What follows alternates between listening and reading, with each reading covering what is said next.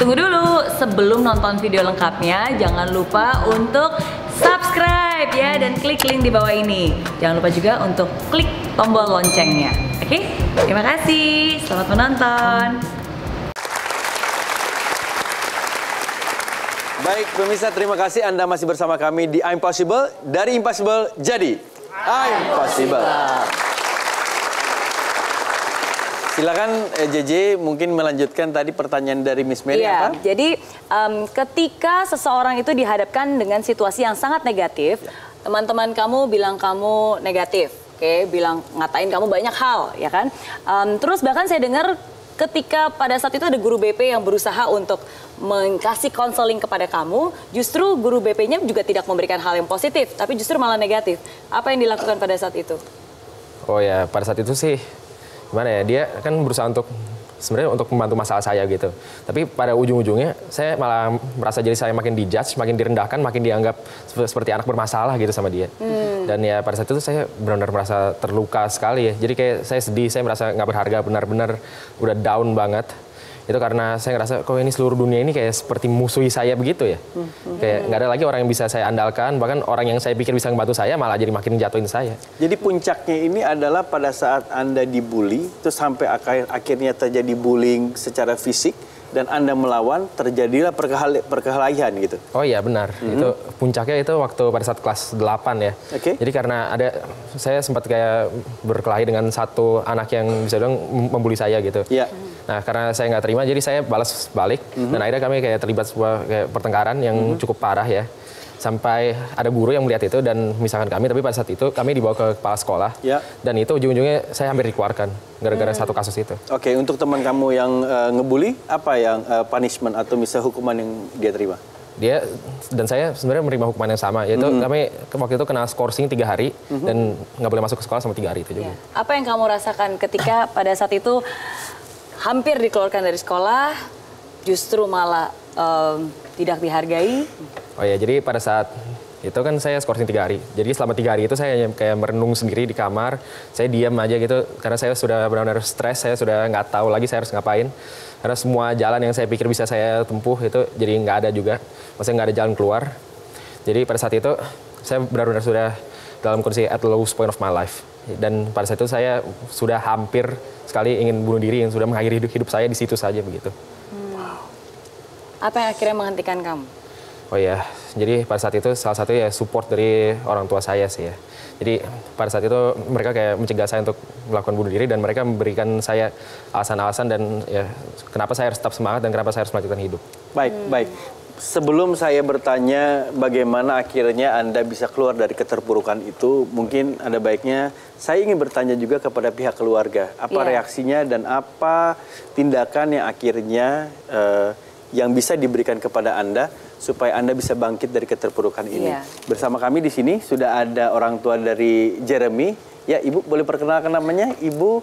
Nama saya Tanti. Oke, baik, Ibu Tanti. Boleh sedikit sharing pada saat waktu JJ ini mengalami hal yang kurang mengenakan di sekolah, dan JJ merasa bahwa punishment atau respon dari pihak sekolah ini tidak berpihak kepada JJ, dan pada akhirnya pun JJ merasa terpuruk sampai dia ingin bunuh diri. Nah, apa reaksi atau tindakan yang diberikan oleh orang tua kepada JJ sendiri?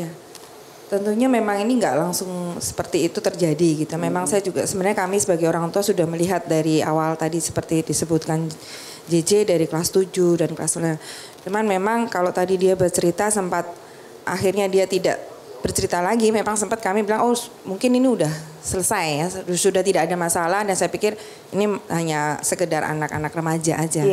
Tapi dengan tiba-tiba kami dipanggil dengan tiba-tiba kasus yang cukup mengejutkan buat kami gitu, karena selain untuk harus 3 hari kena punishment, ternyata dia juga bisa akan dilihat semasa dalam 1 semester ke belakang dia kalau tetap tidak bisa memperbaiki bisa dikeluarkan. Itu cukup terkejut buat kami. Tapi akhirnya selama 3 hari itu kami terus dampingin dia. Tentunya ini salah satu jalan saya adalah dampingin dia untuk terus membuat dia semangat bahwa ini bukan akhir segalanya gitu. Saya support dia dengan pasti kita ajak bareng-bareng berdoa.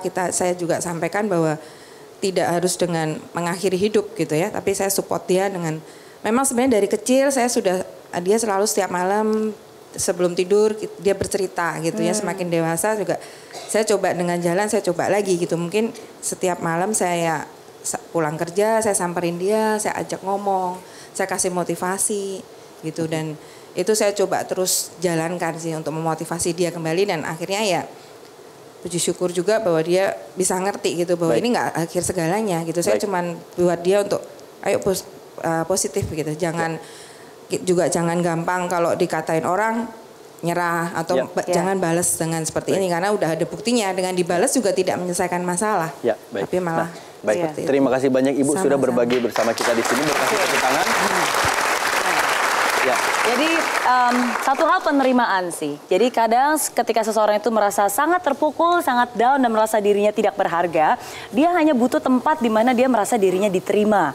Dia butuh suatu tempat di mana dia merasa bahwa oke, ini saya seperti ini. Dan dengan saya yang tidak sempurna ini saya tetap diterima, saya tetap dicintai. Dan itu sebenarnya sudah cukup untuk menjadi awal supaya anak itu bisa punya self confidence, self love dan akhirnya bisa bangkit lagi. Baik, Miss Mary, dari apa yang sudah diceritakan, apabila kita memasuki kondisi yang seperti yang dialami oleh JJ ini, apakah untuk boleh dibilang penderitanya lah kalau dibilang harus berusaha untuk mencari jalan alternatif untuk hal-hal yang bisa menginspirasi, harus cepat seperti itu, atau mencari orang yang bisa mengobati kondisinya saat itu? Iya, di saat seperti ini yang paling penting menurut saya, dia harus bisa mencari tempat di mana dia merasa dirinya diterima. Dia merasa bahwa it's okay, it's normal, seperti tadi saya bilang, self-acceptance. Ketika dia berada di tempat di mana dia merasa dirinya diterima, baru perlahan dia bisa mulai ada yang namanya self-acceptance sendiri. Tentu saja karena usianya masih muda, butuh bantuan orang sekitarnya dan orang tua itu sangat memberikan pengaruh yang sangat positif. Orang tua sangat berperan. Satu pesan untuk Anda semua yang ada di sini, oke, ini satu quotes yang selalu menyemangati saya. Satu hal yang saya selalu ingatkan kepada diri saya sendiri. Kita lihat quotes berikut. The greatest love of all is learning to love yourself. Oke. Anda tidak perlu merasa bahwa Anda harus dicintai oleh semua orang dan disukai oleh semua orang, nggak perlu. Oke? Dan memang tidak mungkin semua orang pasti akan mencintai Anda, nggak mungkin.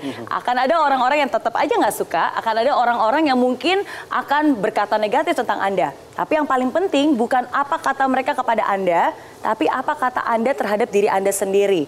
Dan cinta yang paling berharga adalah ketika Anda bisa menghargai dan mencintai diri Anda sendiri. Oke? Oke. Baik.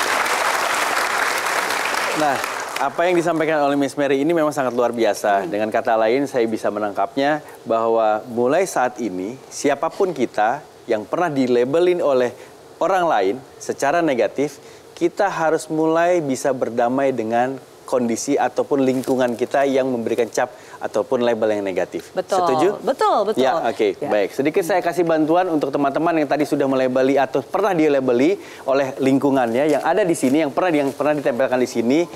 Tolong robek ini semua dari hidup Anda. Ya. Baik. Nah, luar biasa sekali dan juga terima kasih banyak kepada JJ yang sudah sharing kepada kita di sini. Mungkin apa yang bisa disampaikan JJ kepada teman-teman yang mungkin menghadapi kondisi seperti Anda? Oh ya, jadi begini. Satu hal saja ya. Kalian semua, kalaupun ada orang-orang yang mengalami hal yang seperti yang saya alami sekarang, bagi saya sih satu hal saja ya. Kalian jangan pernah menganggap bahwa seluruh dunia ini musuh kalian. Jadi intinya adalah selalu ada tempat di mana ada orang yang bisa menerima kalian. Jangan pernah menganggap diri kalian tidak berharga hanya karena kalian beda dari yang lainnya. Karena satu hal saja, semua orang punya kelebihan dan kekurangan masing-masing dan itu bisa kalian manfaatkan untuk membuat kalian jadi berharga. Itu saja. Terima kasih banyak JJ. Terima kasih banyak sudah sharing di sini dan mudah-mudahan menjadi orang yang berhasil. Boleh kasih tepuk tangan sekali lagi untuk JJ. Thank you. Sukses buat JJ. Ya. Baik, terima kasih banyak JJ. Teman-teman semuanya, tadi kita sudah banyak sekali mendapat cerita dan ini adalah fakta. Betul. Fakta yang harus kita terima dan fakta yang harus kita jalani bahkan. Nah, mungkin di akhir pengunjung acara ini kita ingin mendengarkan satu pesan possible dari Miss Mary Riana. Silakan. Baik. Kadang hidup memang terasa berat untuk dijalani dan seringkali kegagalan dan kata-kata yang menjatuhkan membuat Anda merasa bukan siapa-siapa. membuat Anda merasa rendah diri dan tidak berharga. Tapi hari ini saya ingin bilang, Anda berharga. Anda sangat berharga. Tidak peduli apapun kekuranganmu, apapun kesalahanmu, apapun masa lalumu, Anda tetap berharga. Anda pintar, tangguh, dan Anda adalah sosok yang unik dan hanya ada satu di dunia ini. Jadi, jangan membenci diri sendiri hanya karena Anda patah hati. Jangan merasa rendah diri ketika Anda dijauhi. Jangan berkecil hati walaupun mungkin Anda dibully. Jangan pernah merasa Anda tidak pantas hanya karena orang bilang Anda tidak berkualitas. Jangan pernah hilang harapan hanya karena Anda pernah mengalami kegagalan. Anda layak dicintai, Anda layak mendapatkan yang terbaik dari hidup ini. Jadi, tersenyumlah. Tersenyum bukan karena Anda sempurna, tapi tersenyumlah. Walaupun Anda tidak sempurna, Anda tetap berharga. Oke? Oke. Terima kasih banyak, Miss Mary. Dan terima kasih banyak untuk pemirsa dan juga hadirin yang ada di studio. Cintailah diri Anda. Dan tentunya apabila Anda ingin dihargai, hargailah diri Anda terlebih dahulu. Selamat malam, sampai bertemu lagi di episode berikutnya. Sampai bertemu di I'm Possible. Dari Impossible jadi I'm Possible. Yes. Kita robek ini ya.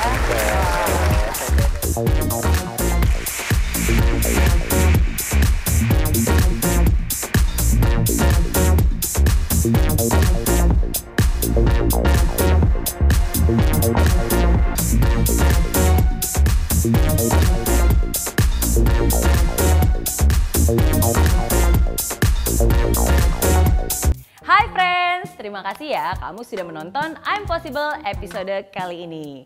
Nah, untuk kamu yang ingin nonton langsung I'm Possible di Studio Metro TV Jakarta langsung bersama saya, bisa langsung kunjungi link di bawah ini ya. Nanti kamu bisa daftar dan kamu akan masuk ke dalam grup WhatsApp. Di sana akan ada langkah-langkahnya. Dan pendaftaran gratis. Jadi tunggu apa lagi? Daftarkan diri kamu sekarang juga, bawa teman yang banyak, dan sampai ketemu di studio Grand Metro TV. Oke? Di aplikasi Mary Riana tersedia lengkap video-video YouTube terbaru saya, artikel yang up to date, post inspirasi, koleksi merchandise, workshop dan seminar yang bisa kamu dapatkan free. Dan download sekarang juga gratis.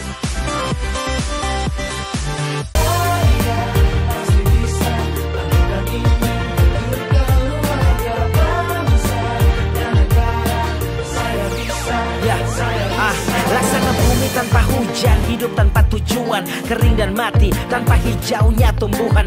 Demikian kalau mimpi tak kunjung terjadi.